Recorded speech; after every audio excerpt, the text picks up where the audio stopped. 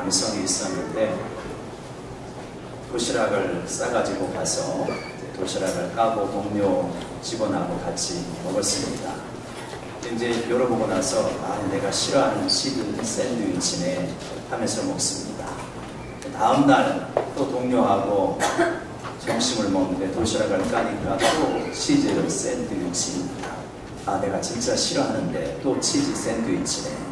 셋째 날도 마찬가지인 거예요. 내가 왜 이렇게 싫어하는 치즈 샌드위치가 있지? 그러는 거예요. 그러니까 이제 듣다 못한 동료가 말하기를 자네 와이프 보고 그러면 치즈 샌드위치 말고 다른 거 싸달라고 해. 그러니까 하는 말이 나 결혼 안 했어. 그러면 누가 싸주나? 자네 엄마가 아직도 싸주냐?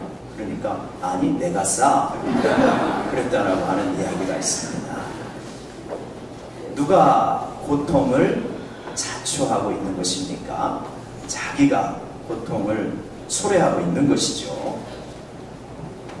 이스라엘 백성의 모습이 바로 지금 이와 같다. 이스라엘 백성은 가뭄으로 극심한 고통을 받고 있습니다.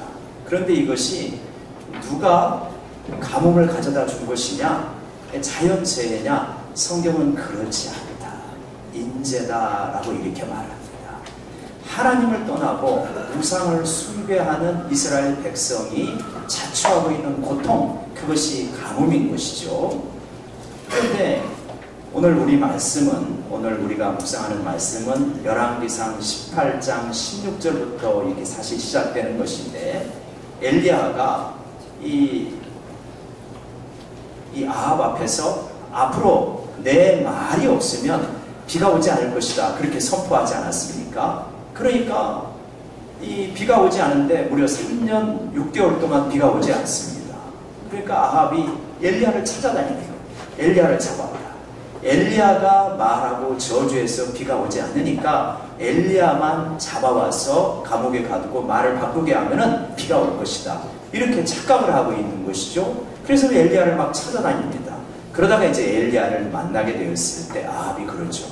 이스라엘을 괴롭게 하는 것이 너냐? 그랬더니 내가 이스라엘을 괴롭게 하는 게 아니라 당신과 당신의 집안이 하나님을 버리고 바알을 섬기기 때문에 이렇게 고통스러운 것입니다 라고 이렇게 이야기를 하게 되어집니다. 18장의 중반부에 18절 이하에 바로 그와 같은 내용이 나오게 되어지죠. 여러분, 이걸 보면 오늘날 이 세상에 많은 사람들이 굉장히 고통을 느끼며 살아갑니다. 왜 이렇게 고통을 느끼며 살아갈까요? 사는 것 자체가 힘겹기 때문에, 그리고 대한민국의 삶이 녹록지 않기 때문에 힘겨운 면이 있는 것이 사실입니다. 그러나 또 다른 한편으로 보게 되면 진짜 섬겨야 될 하나님을 섬기지 않고 오히려 이스라엘 백성이 바알을 섬긴 것처럼 우상을 섬기고 있기 때문에 고통스러운 면이 있다는 것입니다. 상당히 많은 부분 하나님을 섬기지 않고 바알을 섬기기 때문에 고통스러워한다. 물론 바알의 현대적 형태는 다르죠. 우상은 고통을 원래 약속하지 않습니다. 우상은 행복과 풍요를 약속합니다. 그러나 실제로 섬기다 보면 풍요와 행복이 아니라 고통이 밀려올 수밖에 없는 것이 우상 숭배다. 여러분, 우상 숭배가 무엇인가, 한번 우상이 무엇인지 한번 정의를 먼저 좀 내리고 가봤으면 좋겠습니다. 비일이라고 하는 학자는 우상 숭배에 대해서, 우상에 대해서 이렇게 말하고 있는데, 그는 종교개혁가 루터의 말을 인용해가지고 우리 같이 한번 읽어볼까요? 시작. 당신의 마음이 매달리고 의지하는 것이 무엇이든지 바로 그것이 당신의 하나님이다. 오직 마음의 신뢰와 믿음이 하나님도 만들고 우상도 만든다. 무엇이냐? 당신의 마음이 매달리고 의지하고 있는 것, 그것이 하나님이 될 수도 있고 그것이 피조물이 될 수도 있는데, 하나님이 될 때는 참다운 신앙이 되겠지만 하나님이 아닌 다른 피조물이 될 때는 그것이 우상 숭배가 되어진다, 이렇게 말하는 거죠. 내 마음이 매달리고 의지하고 있는 것, 이렇게 하면 머릿속에 무엇인가 떠오르지 않습니까? 그것이 하나님이 아닐 때 우상이 될 수 있는 거죠. 물론 지금 우리가 읽고 있는 이 성경의 배경, 지금으로부터 한 2000, 얼마 전입니까? 한 800년, 700년, 800년 이전에 이때는 바알이라고 하는 눈에 보이는 우상이 있었습니다. 현대는 이렇게 섬기지는 않죠. 이때는 바알이라는 우상이었지만 예수님 때는 그 우상이 바뀝니다. 뭘로 바뀌냐면 종교적 전통의 우상이 되버려요. 그리고 지금은 또 우상이 다릅니다. 근데 이 우상이 어떻게 생기느냐? 우상 숭배의 본질이 무엇이냐 하는 것은 레위기 26장 1절에 나와 있는데, 현대의 우상은 뭐냐면 돈이라든지 권력이라든지 쾌락이라든지 인기라든지 이런 것들이 우상이 되어지는데, 이 우상의 본질이 무엇이냐면 레위기 26장 1절에 이렇게 말하고 있습니다. 우리 같이 한번 해봅시다. 시작. 너희는 자기를 위하여 우상을 만들지 말지니. 그러니까 우상 숭배의 본질에는 뭐가 있냐면 자기가 있다. 자기를 위하는 마음, 자기를 떠받드는 마음이 그 본질 속에 강하게 자리를 잡고 있다. 이스라엘 백성이 바알을 진짜 사랑해가지고 바알을 섬기겠습니까? 아사레를 진짜 뛰어난 신이라고 생각해서 섬기겠습니까? 아니잖아요. 바알과 아사레가 가져다주는 풍요, 만족, 쾌락 이런 것이 너무나 좋으니까 바알과 아세라를 섬기는 거죠. 우리도 마찬가지죠. 돈이 그 자체가 무슨 매력이 있습니까? 냄새나죠. 많이 모아놓으면. 그런데 돈이 가져다주는 우리를 위하는 마음, 내 마음대로 할 수 있는 마음을 얼마나 부추겨줍니까? 돈이라든가 쾌락이라든가 권력이라든가. 이렇기 때문에 이러한 우상 숭배의 본질 속에는 무엇이 있냐면 자기를 위하는 마음이 있다라고 레위기에서 말씀하고 있습니다. 그래서 신약성경의 에베소서하고 골로새서에서는 우상 숭배를 뭐라고 하냐면 탐심이라고, 욕심이라고 말합니다. 나의 욕심을 마음껏 부추겨서 그렇게 만족시키려고 하는 것, 이것이 바로 우상 숭배의 본질이다. 자, 그런데 문제는 무엇이냐면 이렇게 그 질문할 수 있잖아요. 아니 목사님, 자기를 위하는 삶이 뭐가 나쁩니까? 이렇게 반문할 수 있지 않겠습니까? 많은 현대의 문화, 사상, 어떤 그러한 작품들, 예술 작품이 얼마나 다 자기를 위하고 있습니까? 그게 무엇이 나쁩니까? 라고 말할지 모릅니다. 그런데 이 자기는 결국은 피조물이기 때문에 우상이 될 수 있고, 자기를 섬기면 행복할 것 같고, 자기를 섬기면 자아가 실현될 것 같고, 자기를 섬기면 만족이 많아질 것 같죠? 안 그렇습니다. 이거는 우상이기 때문에 자기를 끝없이 섬기는 사람들은 반드시 고통 가운데 빠집니다. 영적 가뭄 가운데 빠져요. 그 자기를 섬기는 대표적인 특징들이 뭐냐면 교만으로 나타나고요, 경쟁으로 나타나고, 시기, 질투, 혹은 자기 연민, 우울, 낙심. 자기를 포기하지 못하고 계속 떠받드는 사람들은 결국 이러한 질병에 시달릴 수밖에 없습니다. 그래서 하나님은 구약에서 가장 강력하게 선지자를 통하여서 이스라엘 백성을 지책하는 게 무엇입니까? 우상을 섬기지 말라는 거예요. 너희는 하나님을 섬겨야 된다. 그래서 하나님은 질투하는 하나님이다. 그것이 하나님 자신을 섬기하면 하나님이 만족하기 때문에 그런 것이 아니고, 물론 영광은 우리가 하나님께 돌려야 되지만 하나님이 아닌 다른 것을 계속해서 섬기게 되어질 때, 즉 자기 욕심을 섬기고 자기 만족을 섬기게 될 때 가장 고통스러운 운명에 처할 수밖에 없는 것이 인간이기 때문이다. 그래서 하나님은 우상을 섬기지 말라고 그렇게 계속해서 강조를 합니다. 그런데 실제적으로 우리가 자기를 섬기지 아니하고 하나님을 섬기게 되어지면 어떻게 되어지느냐 하면, 이상하게 하나님을 섬기게 되어지면 경쟁이 사라지고요, 인정의 욕구가 사라지고, 자기 연민이 사라지고, 이상하게 신비하게도 마음속에 기쁨과 평강이 밀려오게 되어져요. 자기를 섬길 때는 찾을 수 없었던, 그렇게 원하지만 못 찾습니다. 자기를 섬기면서 우상을 섬기면. 그런데 하나님을 섬기면 그렇구나, 하나님을 섬길 때 이상한 자유가 오고 평화가 오고 기쁨과 만족이 밀려오게 되는 것입니다. 그리고 그것이 굉장히 커지게 되어질 때 우리는 어떤 생각을 하냐면, 아, 이게 천국이구나 하는 걸 저절로 깨닫게 되어지죠. 그래서 하나님께서는 너희들은 우상을 섬기지 말라라고 말합니다. 우상을 뜻하는 히브리 단어는 이런 뜻이 있습니다. 공허하다라고 하는 뜻이 있고, 배설물이라는 뜻이 있고, 혐오스럽다 이런 뜻이 있어요. 이게 이제 히브리 단어의 우상이라는 뜻인데, 진짜 자기를 섬기는 사람들은 결국 이렇게 됩니다. 아, 공허하구나.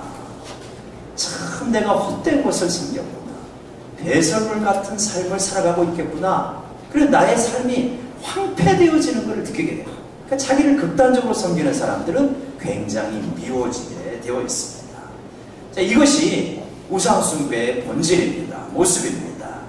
그래서 이렇게 우상을 섬기는 이스라엘 백성들에게 하나님께서는 재앙을 내렸죠. 그게 가뭄이었습니다. 이 가뭄은 자연적인 가뭄이기도 하지만 영적인 가뭄이기도 합니다. 그래서 마음들이 굉장히 황폐해져 갑니다.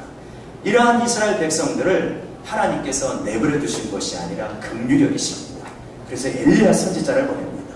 엘리야 선지자를 보내가지고 그들에게 대결을 요청하죠.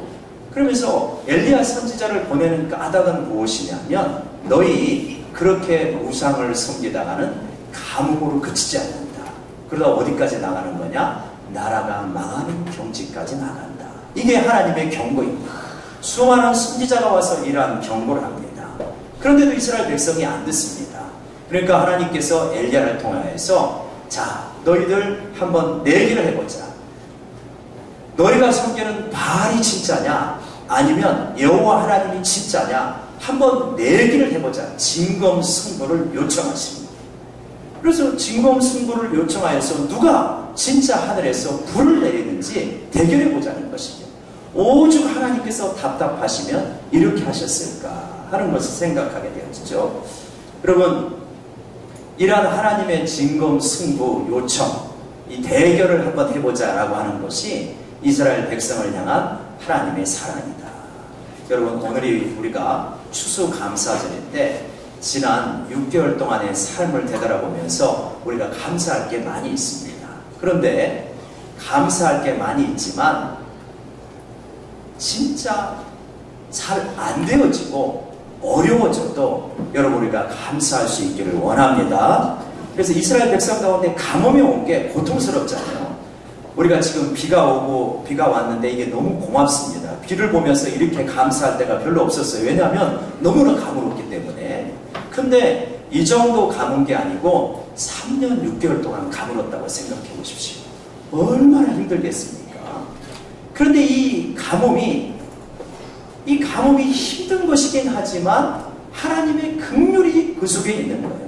너희 그러다가 큰일 났다, 나라 망하고 뿔뿔이 흩어진다, 그 전에 돌아오라고 하는 하나님의 긍휼 어린 경고가 그 가뭄 속에 있습니다. 우리가 잘된 것도 감사하지만 지난 상반기를 되돌아보면서 정말 가뭄이 온 것 같은 굉장한 어려움이 있지 않습니까? 이 속에도 하나님의 긍휼과 하나님의 사랑 어린 경고가 있다는 것을 믿으시기 바랍니다. 그냥 놔두면 안 되는 거예요. 우리들이 하나님 말고 자꾸 다른 거를 따라가는 거예요. 그리고 다른 거를 쫓아가는 것이에요. 그래서 하나님께서 아니다, 잘 되는 것만이 축복이 아니라 지금 내가 하나님이 아닌 다른 것을 섬기고 있을 때 하나님께서 경고를 주셔야 되지 않겠습니까? 자연적인 가뭄과 영적인 가뭄을 깨닫게 해야 되지 않겠습니까? 그래서 가뭄이 우리에게는 때로 축복이 되어줄 수 있다. 하나님의 긍휼 어린 사랑이다 라고 하는 것입니다.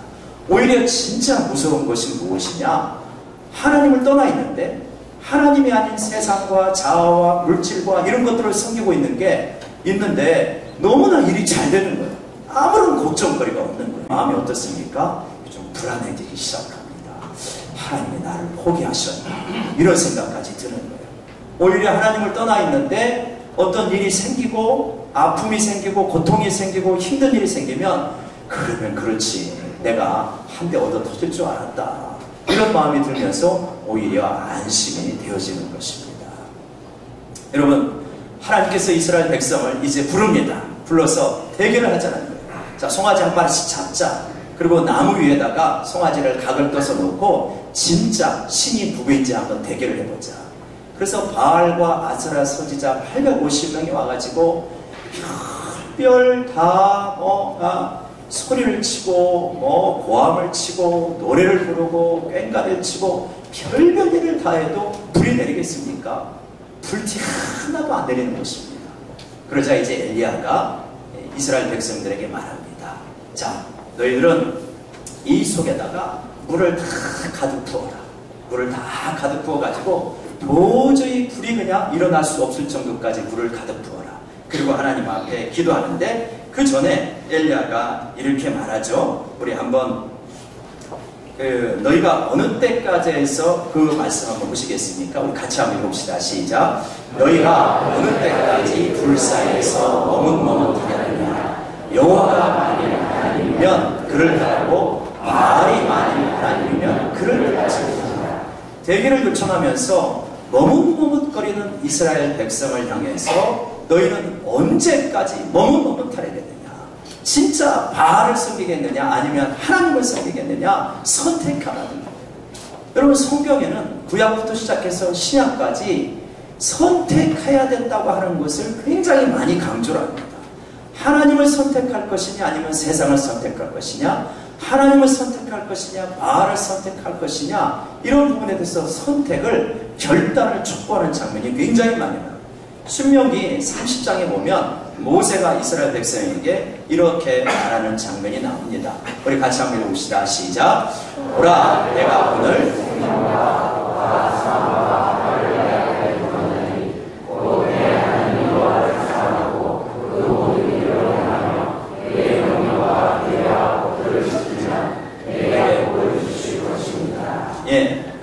모세가 이스라엘 백성 앞에 복과 사망과 생명과 복, 사망과 화가 지금 내 앞에 있다. 네가 선택하는 것에 따라 가지고 생명과 복을 선택할 수도 있고, 네가 선택에 따라 가지고 사망과 화의 길로 갈 수도 있다. 너는 선택해라. 어떤 걸 선택하라는 것입니까? 하나님의 말씀과 법도와 규례를 지키면 생명과 복을 얻을 것이다. 그러나 하나님을 거역하고 우상을 섬기게 되어지고 그 법도를 어기게 되면 사망과 화를 선택하게 될 것이다. 너희는 어떤 것을 선택하게 되겠느냐? 모세가 마지막 설교에서 이렇게 말합니다.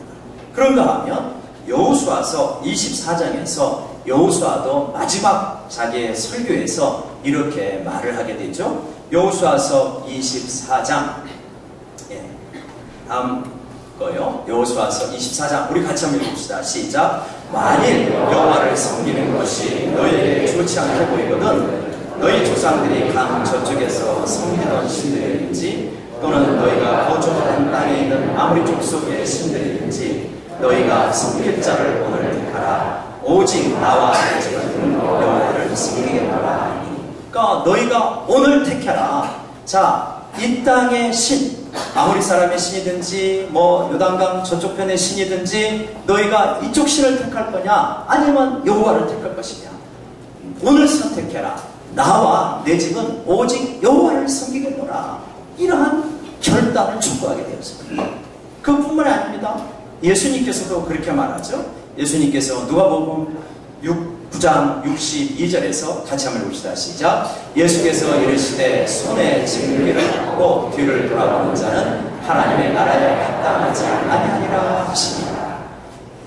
모세, 여호수아, 다윗, 사도 바울, 예수님 말할 것 없이 너희는 선택해야 된다는 거예요. 하나님을 섬길 것이냐 아니면은 세상을 섬길 것이냐, 바알을 섬길 것이냐, 자기를 섬길 것이냐, 너희는 선택해야 된다. 이게 신앙의 참 모습이다 라고 말하는 것입니다. 그러면서 이제 머뭇거리는 백성들에게 선택을 촉구하고 실제로 보여주는, 선택을 돕도록 보여주는 것입니다.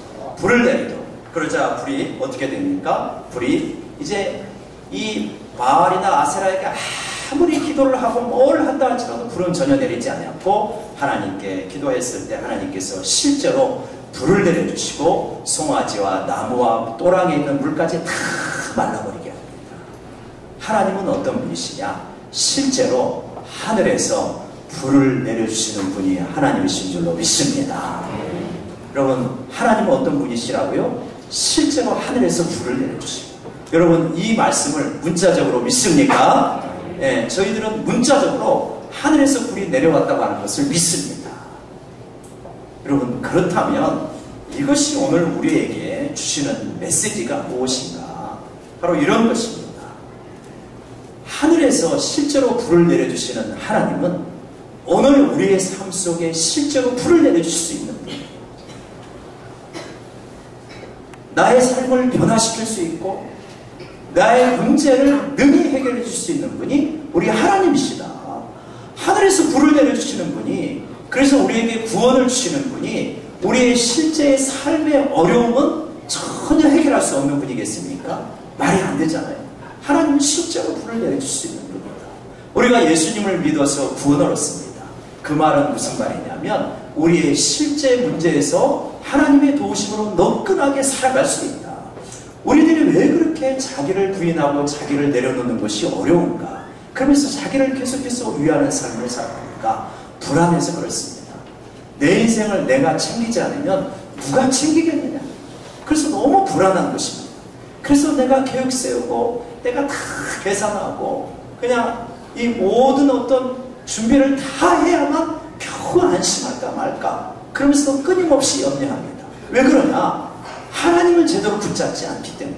하나님이 나를 사랑하시고 나를 위하여 독생자를 주시고 능히 나를 모든 인생의 사망과 죄와 질곡에서 건져주신 분이 우리 하나님이신데, 이 하나님이 내 인생을 얼마든지 이끌어 가시고 책임지신다. 여러분 이거를 붙잡고 믿으시기를 바랍니다. 그래서 참 안타까운 때는 언제냐면 내 삶 속에 어려움이 있고 힘든 일이 있을 때 자꾸만 하나님으로부터 뒤로 물러갑니다. 한 발자국 뒤발자국 자꾸 뒤로 물러가요. 그게 아니에요. 어려움이 있고 힘든 일이 있으면 있을수록 하나님 앞에 나오게 되어질 때 하늘로부터 불이 내려와서 우리의 삶에 놀라운 은혜의 역사가 있게 되어질 줄로 믿으시기 바랍니다. 그래서 어려우면 어려울수록 뭐 해야 되냐? 하나님 앞에 하나님 앞에 나오셔야 됩니다. 계속해서 나오셔야 하늘로부터 불이 오게 되어지는 것입니다. 자, 불이 오면서 이제 다 재물을 살라버리니까 백성들이 깨닫습니다. 여호와 그분이 하나님이시다. 그분이 하나님이시다. 그러자 뭐라고 하냐면 엘리야가 이 거짓된 선지자를 다 데리고 내려가서 죽여라. 그래서 850명에 되는 선지자를 기손 시냇가에 데리고 내려가서 죽이는 장면이 나옵니다. 이게 오늘 마지막 부분이죠. 오늘날 만약에 이렇게 한다면 이거는 끔찍한 학살이잖아요. 오늘날 이렇게 하면 안 되죠. 근데 이것이 의미하는 바는 무엇이겠습니까? 우상 숭배의 뿌리, 죄악의 뿌리를 깨끗하게 다 제거하라. 그러니까 우리가 이 칼빈이라는 사람은 뭐라고 그랬냐면 우리 마음은 우상을 만드는 공장이다. 다양한 형태의 우상을 계속해서 만들어냅니다. 그리고 그 뿌리와 본질은 바로 자기를 섬기는 데 있다라고 말씀을 드렸습니다.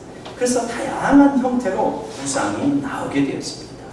이러할 때 이러한 부분을 어떻게 해야 되냐? 이 기손 시냇가에 내려가서 850명의 선지자를 죽였듯이 우리의 마음속에 끊임없이 일어나는 이러한 죄와 우상 숭배와 자기를 섬기는 마음과 자기를 떠받들고 싶은 그 마음을 십자가에서 계속 못 받게 되어지는 것입니다.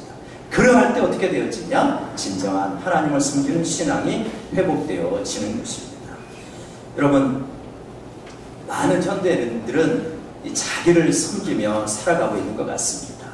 어디에 가든지 내가 높아져야 되고 인정받아야 되고 사랑받아야 되고, 그래서 인정받지 못하면 상처받고 사랑받지 못하면 한이 쌓이게 되어집니다. 교회 와서도 마찬가지고요, 직장 가서도 마찬가지. 현대인들이 떠받드는 우상은 자기입니다. 자기. 그런데 그렇게 자기를 떠받들지만 실제로 행복하지 않아요. 자기를 안 떠받들었던 그 우리 믿음의 선배들이 훨씬 행복했습니다. 놀랍지 않습니까? 자기를 그렇게 떠받들며 살아왔는데, 그래서 내가 높아져야 되고 내가 앞서가야 되고 내가 1등해야 되고 내가 승리해야 되고 내가 인정받고 사랑받아야 되고, 그런데 그렇게 떠받들면 행복해야 될 것 같은데 오히려 상처가 그렇게 많습니다. 연민이 그렇게 많고요, 수근수근 거리는 게 그렇게 많고 아픔이 그렇게 많아요. 그러나 자기를 떠받들지 아니하고 하나님을 떠받들며 하나님의 영광을 돌리는 것이 우리 삶의 목표가 된 사람들은 굉장히 놀랍게도 평화와 자유가 있게 되어 있습니다. 왜 그러냐면 우상숭배의 당연한 결과예요. 여러분 찬송가 323장 3절 한번 보십시다. 지금은 우리가 헌신 예배를 드리지 않을 때, 옛날에는 헌신 예배를 많이 드리지 않았습니까? 헌신 예배를 드릴 때 찬송가 355장이 아주 그냥 주 특송이었어요. 그렇지 않았습니까? 근데 그 3절에 보면 그렇게 되어 있습니다. 존귀 영광 모든 권세 주님 홀로 받으소서. 멸시 천대 십자가는 제가 지고 가고 있다. 이름 없이 빛도 없이 감사하며 삽니다. 이름 없이 빛도 없이 감사하며 삽니다. 이 찬양을 부르면서 아마 눈물을 흘렸던 우리 성도들이 많으실 거예요. 주님 정말 이렇게 살겠습니다. 그 주님만 높임 받고 멸시 천대는 제가 받습니다. 그러면 굉장히 비참해질 것 같잖아요. 근데 이걸 조금이라도 훈련해 보면 비참해지지 않아요. 이상하게 기쁨과 평강이 내 마음속에 밀려오는 거예요. 이게 신앙의 역설입니다. 이게 우상을 섬기는 게 아니라 하나님을 섬기는 자들의 모습인 것입니다. 여러분 이 찬양 한번 우리 가슴에 좀 이렇게 소리로 우리 같이 한번 좀 찬양해 볼까요? 반주 없어도 좋겠습니다. 존귀 영광 모든 권세 존귀 영광 모든 권세 주님 홀로 받으소서. 멸시천대 십자가는 제가 지고 가오리다. 이름 없이 빛도 없이 감사하며 섬기리라. 이름 없이 빛도 없이 감사하며 섬기리라. 여러분 우리는 자기를 사랑합니다. 근데 이게 자기 사랑이 진짜 사랑이 자기 사랑이 있고 가짜 자기 사랑이 있는데 가짜 자기 사랑이 우상 숭배인 것입니다.